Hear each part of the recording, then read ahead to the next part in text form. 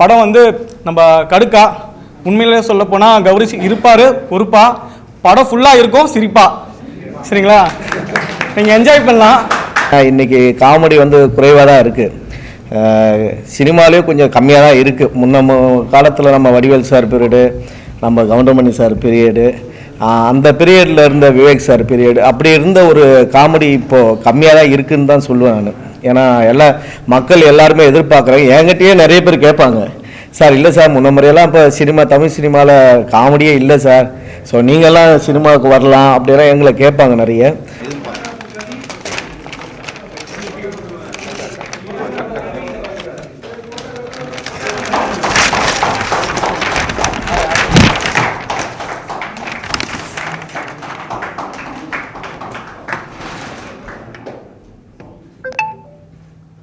Video ஓகேனா சொல்லுங்க, photo வாங்கிக்கிறேன்.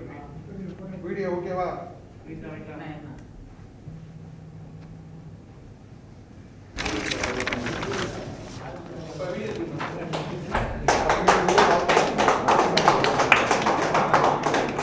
லாஸ்ட் ப்ரெஸ் மீட்லேயே சொல்லியிருந்தேன், இது ஒரு பெண்ணியம் சார்ந்த திரைப்படம். உங்கள் எல்லாத்துக்குமே தெரியும் பெண்ணியத்துக்கு நம்ம பெரியாரை எவ்வளோ சப்போர்ட் பண்ணியிருந்தாருன்னு. படமும் அது சார்ந்து தான் முடிய போகுது. அனைவருக்கும் வணக்கம். கடுக்கா மூவி வந்து தம்பி விஜய் கௌரிஸ் வந்து ரொம்ப வித்தியாசங்களை தேடுறவர். என்னைய நிறைய முறை வந்து காமெடியை பற்றியெல்லாம் பேசுவார், நிறைய டைம் மீட் பண்ணியிருக்கோம். ஸோ நாங்கள் பண்ண காமெடியை பற்றி பேசுவார், ஸோ அவர்கிட்ட இருக்கிற கிரியேஷன் பற்றி பேசுவார். ஸோ அதனால் கிரியேஷனை வந்து தேடி தேடி போராடு, ரொம்ப க்ரியேட்டிவிட்டியான ஒரு தம்பி விஜய் கௌரிஸ். ஸோ அவர் ஹீரோவாக நடித்து கடுக்கான ஒரு மூவி, அதுவும் காமெடி பண்ணியிருக்காருன்னு போது எனக்கு ரொம்ப சந்தோஷம். ஏன்னா இன்றைக்கி காமெடி வந்து குறைவாக தான் இருக்குது, சினிமாலேயும் கொஞ்சம் கம்மியாக தான் இருக்குது. முன்ன காலத்தில் நம்ம வடிவேல் சார் பீரியடு, நம்ம கவுண்டமணி சார் பீரியடு, அந்த பீரியடில் இருந்த விவேக் சார் பீரியடு, அப்படி இருந்த ஒரு காமெடி இப்போது கம்மியாக தான் இருக்குதுன்னு தான் சொல்லுவேன் நான். ஏன்னா மக்கள் எல்லாருமே எதிர்பார்க்குறாங்க. என்கிட்டயே நிறைய பேர் கேட்பாங்க, சார் இல்லை சார் முன்ன முறையெல்லாம் இப்போ தமிழ் சினிமாவில் காமெடியே இல்லை சார், ஸோ நீங்கள்லாம் சினிமாவுக்கு வரலாம் அப்படிலாம் எங்களை கேட்பாங்க நிறைய. கண்டிப்பாக வருவோம்பா, நாங்கள் கூப்பிட்டாங்க கண்டிப்பாக வருவோம். என்ன கூப்பிட்டாங்க அறாடு ஒரு படம், அது காமெடியே கிடையாது, சீரியஸாக நடிச்சிருப்பேன் அதில். ஸோ அதனால் காமெடி அது வரும்போது கண்டிப்பாக வரோம். ஆனால் காமெடியை மக்கள் வந்து ரொம்ப தேடிட்டே இருக்கிறாங்க, ஏன்னா மக்களுக்கு தேவைப்படுது.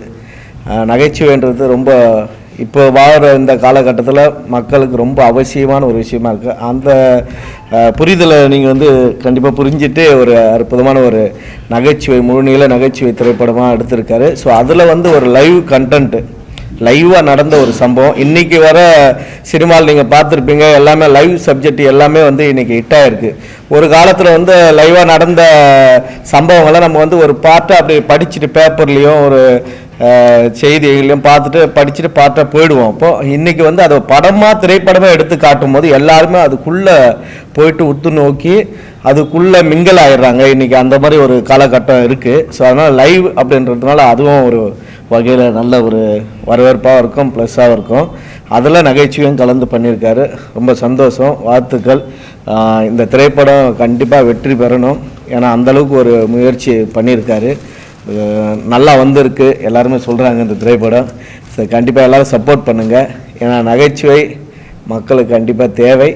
அதே மாதிரி லைவ் சப்ஜெக்டாக ஒரு விஷயம் பண்ணியிருக்காரு. இவரோட முயற்சியும், ஏன்னா தேடுதலில் ரொம்ப பயங்கரமான ஆள், தேடிட்டே இருப்பார் நிறைய கிரியேட்டிவ்ங்களை.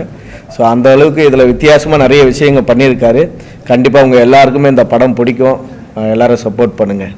நன்றி. வேறு ஏதாவது கேள்வி இருந்தால் கேளுங்க. அண்ணனுக்கு ஒரு அன்பளிப்பாக, எனக்கு காமெடி படம்னு சொன்னோன்னே அண்ணன் ஏன் என்ன கூப்பிடலன்னு கேட்டுட்டு இருந்தாரு. தொடர்ந்து படங்கள் ஒன்றா தான் பண்ண போகிறோம். கண்டிப்பாக அடுத்து சொல்லியிருக்காரு.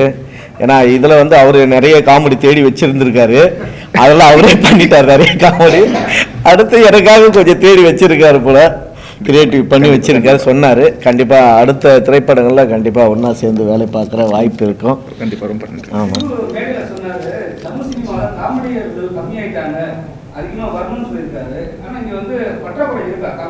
கண்டிப்பாக இருக்குது. ஹீரோங்களே இப்போ காமெடி பண்ணிடுறாங்க நடிக்கிற. ஸோ காமெடியர்கள் கண்டிப்பாக தேவைப்படுது. தமிழ் சினிமாவில் காமெடி கம்மியாக தான் இருக்குது. ஏன்னா எங்கள் பார்க்குறவங்க நிறைய பேர் அதுதான் கேட்குறாங்க. ஸோ மக்கள் மத்தியிலையும் அந்த எதிர்பார்ப்பு இருக்குது. காமெடியர்கள்லாம் இப்போ கம்மியாயிட்டாங்க, இன்னும் காமெடி தேவை அப்படின்ற விஷயம் இருக்குது தான், உண்மையிலேயே இருக்குது. ஸோ அது வந்து டைரக்டருங்கெல்லாம் அதை மைண்டில் வச்சு அவங்க கொண்டு வந்தால் தான் உண்டு, இல்லைன்னா அதுக்கு வாய்ப்பே இல்லை. இப்போ நாங்கள் பேசுகிறதுனாலையும் நாங்கள் கேட்கறதுனாலையும் அதுக்கு நாங்கள் வாய்ப்பு கேட்டு பண்ணோம் அப்படின்ற அவசியம் வந்தால் கூட அவங்க கொடுத்தா தான் உண்டு. அவங்க தான் மனசு வைக்கணும். ஸோ டைரக்டருங்க எல்லாருமே கொஞ்சம் மனசு வச்சு ஸோ நிறைய காமெடியன்களை உள்ளே கொண்டு வாங்க, காமெடிங்க இன்னும் நிறைய திரைப்படங்களை கொண்டு வாங்கன்னு வேண்டி கேட்டுக்கிறேன். தேங்க்யூ. உங்களுக்கு எல்லாத்துக்கும் தெரியும், அண்ணன் டெய்லி நம்மளை எப்படி சிரிக்க வைக்கிறாரு. அது ஒரு மிகப்பெரிய வரம். மற்றவங்களை சிரிக்க வைக்கிறது கடவுள் கொடுத்த வரம். அது அண்ணனுக்கு அமைஞ்சிருக்குது. அண்ணன் இன்னும் தமிழ்நாடு மட்டும் இல்லை, இந்தியா ஃபுல்லாக உங்களோட புகழ் பரவணும். ஸோ விஜய் டிவியிலிருந்து நமக்காக வந்து இந்த ப்ரோக்ராம், இந்த போஸ்டர் ரிலீஸ்க்காகவும் இந்த கடுக்கா படத்துக்கு ஆதரவு தெரிவித்த அண்ணன் பழனி பட்டால் அண்ணனுக்கு ரொம்ப நன்றி தெரிவிச்சுக்கிறேன்.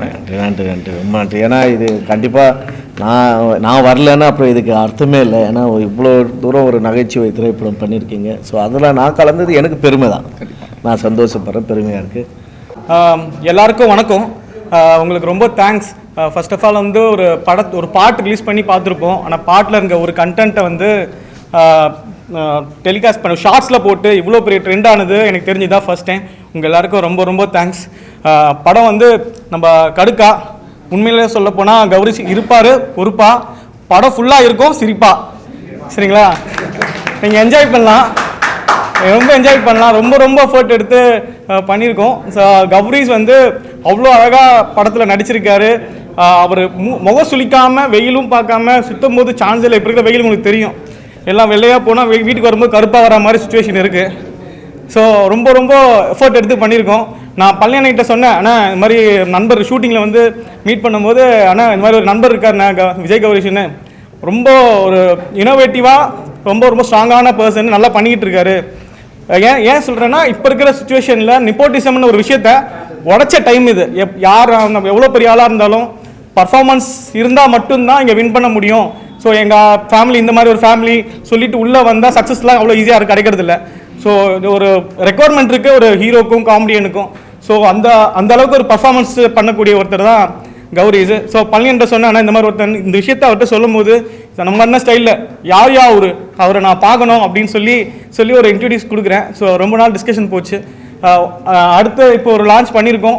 உங்களோட சப்போர்ட்டுக்கு, உங்களோட விஷஸ்க்கு ரொம்ப ரொம்ப thanks. Thank you so much sir. ஆக்சுவலாக என்னென்னா, ஹைதராபாத்தில் ஷூட்டிங்கில் இருக்கிறாங்க. அடுத்தடுத்த ப்ரெஸ் மீட் எல்லாத்துலேயும் வராங்க, மொத்த டீமும் எல்லாருமே வராங்க. அடுத்த ப்ரெஸ் மீட் அடுத்த வெனஸ்டே நடத்துகிறோம். அடுத்த ப்ரெஸ் மீட் ஏன்னா உங்களால் தான் இப்போ சாங் ஹிட் ஆச்சு. ஸோ பத்திரிகை நண்பர்கள் எல்லாத்துக்கும் மிகப்பெரிய நன்றி. 10 லட்சம் தாண்டி ஒவ்வொரு இன்ஸ்டாலையும் வியூஸ் பிச்சுட்டு போய்கிட்டே இருக்குது. பொல்லாத பார்வை, தேவாசர் சாங்கு, கெவின் டிகோஸ்டா, நிலவை பார்த்திபன் லிரிக்ஸ் ரைட்டரு, என்னாலே நம்ப முடியல. அப்புறம் தான் யோசிச்சேன், நீங்கள் லாஸ்ட் டைம் கொடுத்த ஆதரவு மிகப்பெரிய ஆதரவு தான் எனக்கு. ஸோ எங்கள் மொத்த டீமுக்கு, கடுக்கா திரைப்பட குழுக்கு, அதுவும் புதுமுக நடிகர் ஒரு விஜய் கௌரிஷ் அப்படின்னு ஒரு சின்ன நடிகர் நான் ஃபஸ்ட் டைம் வரும்போது நீங்கள் இவ்வளோ ஆதரவு கொடுப்பீங்க நான் எதிர்பார்க்கவே இல்லை சத்தியமாக. சரி, நமக்கெல்லாம் எங்கள் ஆதரவு தர போகிறாங்க அப்படின்னு நினச்சிட்டு இருந்தேன். பட் எல்லாருமே அந்த பாட்டை, பொல்லாத பார்வை பாட்டை சாங்கு செம்ம ரீச்சில் போயிட்டு இருக்குது. ஸோ நான் ஃபஸ்ட்டு தேங்க்ஸ் சொல்லணும்னா, கடவுளுக்கு அடுத்து, எங்கள் அப்பா அம்மாவுக்கு அடுத்து, தேவசருக்கு அடுத்து, மியூசிக் டைரக்டருக்கு அடுத்து பத்திரிகை நண்பர்களுக்கு எனக்கு உண்மையிலேயே சந்தோஷமாக இருக்குது நீங்கள் எல்லாத்தையும் ரீச் பண்ணதுக்கு. நிறைய நடிகர்கள் வந்து உங்களுக்கு தெரிஞ்ச ஆளே இருக்காங்க. நீங்களே அவங்கள தாண்டி ஏன் இன்ஃப்ளூயன்ஸ்ல போயிட்டு நீங்களே பார்த்துருப்பீங்க, அது ஆபாசம் ஆடுறவங்க, ஆபாசமாக பேசுறவங்க போயிட்டு நீங்கள் வந்து ஒரு நான் லாஸ்ட் டைமே சொன்ன மாதிரி தான், நீங்கள் உள்ளத்தை தான் பார்க்கணும், உள்ளாடையை பார்க்கக்கூடாது அப்படின்னு சொன்ன மாதிரி தான். நம்ம எப்பயுமே ஒரு நடிகரோ ஒரு இது ஆடும்போது அவங்களோட டேலண்ட்டை கண்டிப்பாக ஃபஸ்ட்டு நம்ம அவங்களுக்கு ஃபஸ்ட்டு பாராட்டணும். அந்த மாதிரி அந்த மாதிரி அவங்க மட்டும் சொல்லலை, இன்ஸ்டாகிராமில் எல்லாருமே இந்த மாதிரி நிறைய விஷயங்கள் பண்ணிட்டு இருக்கிறாங்க. ஏன்னா தமிழ் சினிமா, என்னை சேர்த்து சொல்கிறேன், நான் என்னையும் சேர்த்து தான் சொல்கிறேன். அதனால ஒவ்வொரு டீ கடையிலையும் என்ன மாதிரி பல நடிகர்கள் வாய்ப்பு தேடி கோடம்பாக்கம் டீ கடை, சரி சாலிகிராம் டீ கடை அலைஞ்சிட்டு இருக்கிறோம் கடந்த 10 வருஷமா. ஓப்பனாக சொல்லணும்னா, இந்த மாதிரி நான் 1 லட்சம் பேர் வயசு தொலைச்சிட்டு, வெக்கத்தை விட்டுட்டு, வாயை பொத்திக்கிட்டு, அவமானத்தை சகிச்சுக்கிட்டு, சோகத்தெல்லாம் அடக்கிட்டு எல்லாம் எனக்கு வாய்ப்பு கிடைக்குமான்னு அப்படிப்பட்ட வாய்ப்பு கிடைச்சி தான் நானும் இங்கே வந்துட்டு இருக்கிறேன். தொடர்ந்து அவங்களும் இங்கே கண்டிப்பாக வருவாங்க, எனக்கு நம்பிக்கை இருக்குது. கூட இருக்கிற எல்லா நடிகர்களுமே வாய்ப்பு சார், அதுக்கு முதல்ல உங்களுக்கு வாழ்த்துக்கள். சரிங்களா? நீங்க வாழ்த்துக்கள் நாங்க எப்பவுமே வரவேற்கணும். வளர்ந்து நடிகர்கள் நாங்க வரவேற்கணும். நான் என்ன கேட்கறேன்னா, நீங்களே பார்த்துருப்பீங்க, அந்த இன்ஃபுளுசர் தான் வந்து உங்களை நீங்க தான் ப்ரமோஷன் கூட்டு வந்தீங்க. ப்ரமோஷன் கூட்டு வந்து அவங்க தான் அந்த ஐடியா அங்க சொன்னாங்க. சொல்லும்போது உள்ள போய் செக் பண்ணும்போது உங்களோட நல்ல ஒரு படத்துக்கு அது மாதிரி ஒரு இன்ஃபுளுசர் சப்போர்ட் தேவையா? சார் அவங்க மட்டும் இல்லை சார், நாங்கள் தமிழ்நாடு மொத்தமாக எனக்கு சப்போர்ட் பண்ணணும். நீங்கள் அவங்கள மட்டும் பர்சனலாக இது பண்ணுறீங்க. சார் அவங்க வந்து எங்களோட ஃப்ரெண்டா டிராவல் ஆயிட்டாங்க சார். அந்த ஒரு நோக்கத்துக்கு தான் அவங்க பண்ணாங்க. இருக்கிற எவ்வளவு பேர் வந்து நம்ம ஏன் அவங்கள இது பண்ண போறோம் சொல்லுங்க. அவங்க மேட்ல சொன்னாங்க இந்த டான்ஸ் கூட ஆட ஏன்னா ஆன் ஸ்கிரீன்ல வந்து அவசரமா இருக்காங்கன்றதுக்காக அவங்க அந்த மாதிரி பர்சனோ இது கேட்டகரி கிடையாது. ஃப்ரெண்ட் சார், நல்ல ஃப்ரெண்ட் அவங்க. நான் கரெக்ட்டா கேக்குறேன். சரி, இது மாதிரி ஒரு நல்ல ஒரு ஸ்டோரி வச்சு ஏன் நல்ல ஒரு கேட்டகரி கொடுக்கலாமே. இது மாதிரி நீங்க பாத்துட்டு கமெண்ட்ஸ்ல சில பேர் வந்து எல்லாரும் நல்லதா சொல்லுவாங்க, இல்ல சில பேர் தப்பாவும் சொல்லிருப்பாங்க, பாத்துருப்பீங்க. சோ அப்படி பெரும்போது நீங்க என்ன நினைச்சீங்க? என்ன நினைக்கிறேன்னா சார், அவங்க கொடுக்குற கமெண்ட்ஸும் சரி, கேட்குற கேள்வியும் சரி, நம்ம யாரை பாயிண்ட் பண்ணுறோமோ அவங்கள அது பாதிக்க போகிறதில்ல. யார் கமெண்ட் பண்ணுறாங்களோ அவங்க மனநிலையையும், கேட்குற கேள்வி யாரோடதோ அவங்களோட மனநிலை தான் அது பிரதிபலிக்கிறதே தவிர நம்ம யாரை பாயிண்ட் பண்ணுறோமோ அவங்கள அது பிரதிபலிக்காது. ஸோ நீங்கள் ஒரு நல்ல கேள்வி கேட்டிங்கன்னா, ஒரு அறிவாளியான பத்திரிகையாளருங்கிறது மக்களுக்கு தெரியும். நீங்கள் ஒரு கேள்வி என்ன கேட்கும்போது, ஓ இந்த பத்திரிகையிலேருந்து இவ்வளோ அறிவாளித்தனமாக கேள்வி கேட்குறாங்கிறத மக்கள் புரிஞ்சுக்குவாங்களே தவிர, அதுக்கு ஒரு மொக்கத்தனமான பதில் சொன்னால் கூட மக்கள் வந்து பரவாயில்ல அறிவாளித்தனமாக ஒரு பத்திரிகையாளர் வந்திருக்காரு அப்படின்னு தான் மக்கள் நினைப்பாங்க. அந்த மாதிரி தான் கமெண்ட் செக்ஷன்லையும் ஒருத்தர் பேடா கமெண்ட் பண்ணா அவனோட மனநிலை அது பிரதிபலிக்கிறதே தவிர ஆடுறவங்களோ நடிக்கிறவங்களோ பேசுறவங்களோ அவங்களோட மனநிலை அது பிரதிபலிக்காது. அதுதான் ப்ரமோஷன் வந்தாங்க. வந்துட்டு நம்ம ஒரு விஷயம் கேட்கும்போது அவங்க பர்சனலான விஷயம் மட்டுமே பேசுறாங்க தவிர நீங்க கஷ்டப்பட்டு அவங்க கூட்டிட்டு வரீங்க, டிராவல் பண்றீங்க. நீங்க வெளியே கூட வந்து அவங்களோட ஆளா இல்ல உங்களோட டீமான்னு தெரியல எனக்கு. சரிங்களா? பத்திரிகையாளர் அப்படியே அவாய்ட் பண்ணி அனுப்புறாங்க. போல நாட் இன் ஐடியா அப்படின்றாங்க. ஏதோ லேட் இருந்தாங்க. இல்லைன்னா பத்திரிகையாளர் அவமானப்படுத்தும் போது அந்த ஒரு வலி இருக்கும். ஒருவேளை அவங்க மூலியமா நீங்க மனநிலை பாதிச்சீங்கன்னா நான் சாரி கேட்டுக்கிறேன். எங்க டீம் மூலியமா யாருனால ஒரு மனநிலை பாதிச்சப்பட்டா கூட நான் சாரி கேட்டுக்கிறேன்.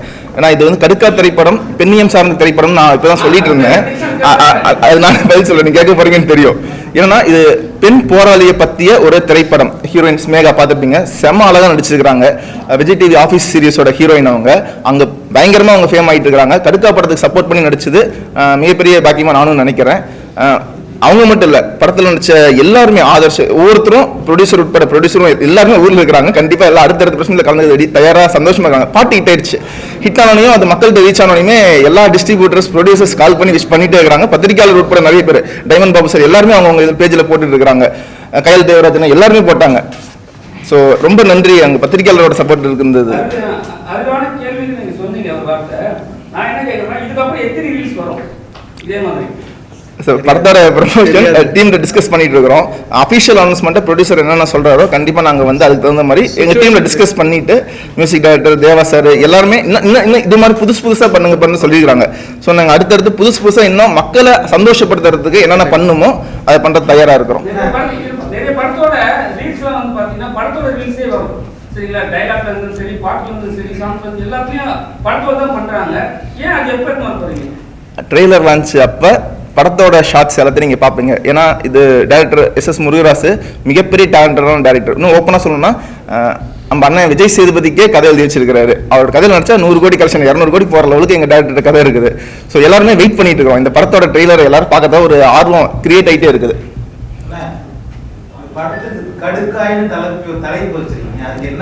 நான் ஆல்ரெடி அந்த பிரஸ் மீட் லாஸ்ட் சொல்லியிருந்தேன், நீங்க வரல. கடுக்கானா இங்க ஈரோடு சைட்ல காது குத்திட்டாங்க, கடுக்கன் கொடுத்துட்டாங்க அப்படிவாங்க. மறுபடியும் கடுக்கா சொல்லிட்டாங்க. திருநெல்வேலி பஸ்ல அல்வா கொடுத்துட்டாங்கன்னு சொல்லுவாங்கல்ல, அதானே அந்த மாதிரி ஒரு அந்த வார்த்தை மறுபடியும் கடுக்கா கொடுத்துட்டாங்கன்னு வரும். ஸோ யாருக்கு கடுக்கா கொடுத்தாங்க அது வந்து படத்தை பார்த்தீங்கன்னா உங்களுக்கு புரிஞ்சிடும். ஸோ படத்துல செம்ம ட்ரெண்டிங்கான பல விஷயங்கள் இருக்குது. ஏன்னா இப்போ 2K கிட்ஸ் உட்பட எல்லாத்துக்கும் பிடிக்கும். சரி நண்பர்கள் எல்லாத்துக்குமே ரொம்ப நன்றி வந்ததுக்கு.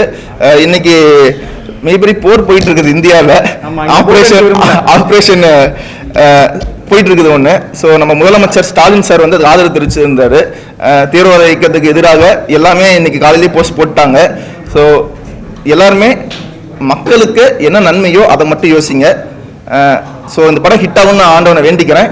உங்களோட சப்போர்ட் எனக்கு எப்பவுமே தேவை. நன்றி, தேங்க்யூ.